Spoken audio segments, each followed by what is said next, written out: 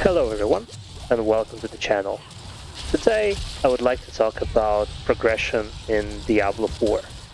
Now, unless you have spent quite a bit of time in the game already, or you have consumed some, content outside of the game itself, you might not be aware of what kind of things the game offers or expects you to do at different parts of your journey.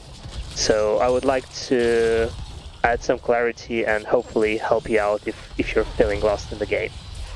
And we'll start with the beginning of the game, levels 1 to 50.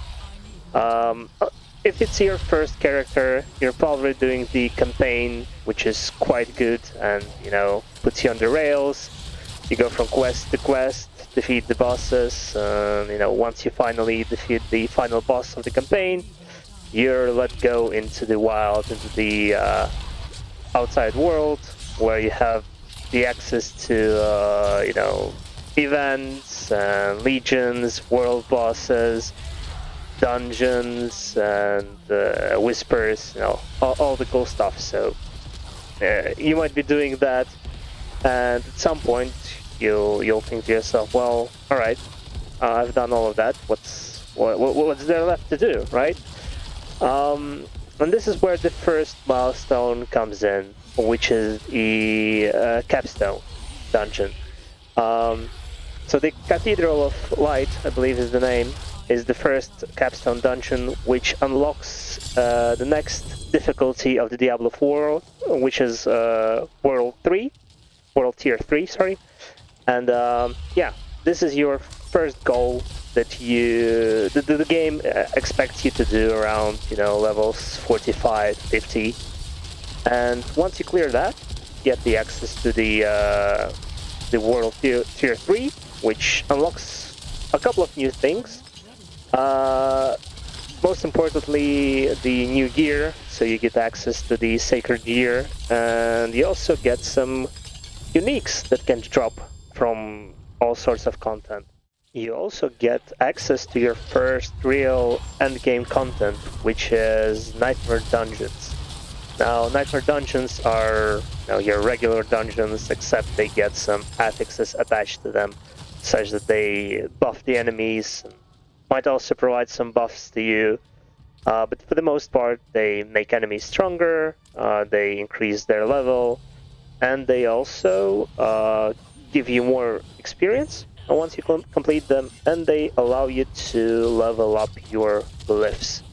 Now, glyphs is a separate system attached to Paragon board, which also unlocked at level 50. Now, again, in the World Tier 3, which will last you between levels 50 and 70, you'll be doing pretty much the same things as you did in the first part, which is whispers, legions, world bosses, dungeons, or nightmare dungeons now, and all of that guides you towards your next milestone, which is capstone dungeon again. This time it's a fallen temple, which unlocks World Tier 4. You should probably do it around level 65, 70, whichever feels most comfortable. And once you unlock your last world tier, at the moment it's the last world tier, 4th, you get, again, access to even stronger gear, which is now ancestral gear. You also get more unique drops, which are tied specifically to the last world tier. And the Nightmare Dungeons are now even harder. They start at level 21 and all the way up to 100.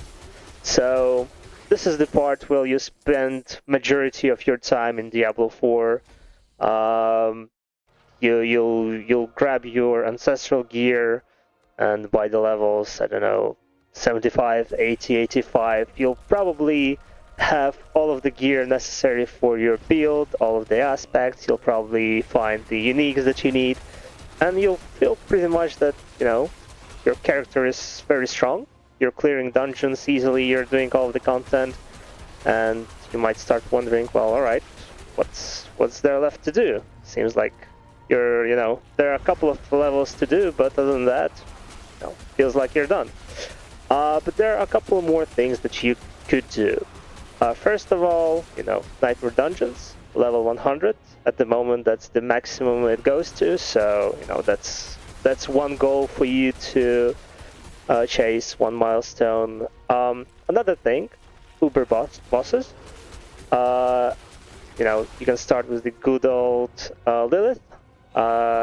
Very interesting fight. Tests your skill and your build. There are also, right now in the Season 2, a couple of Uber bosses which are weaker than Lilith, but they offer, unique drops or at higher rates, and there's also Duriel, which has a higher chance of dropping, super rare uniques. So, you might also want to get that on your radar. And other than that, you're pretty much done with the game for this character. You might want to try and build, build a different build, try something new.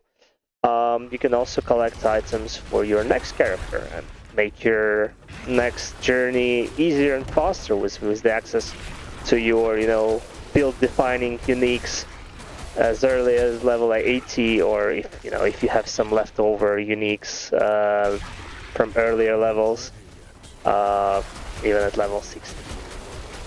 I think that should cover pretty much most of your journey through the game. Hope that helps, and let me know if I've missed something. And yeah, have a good day. See you later.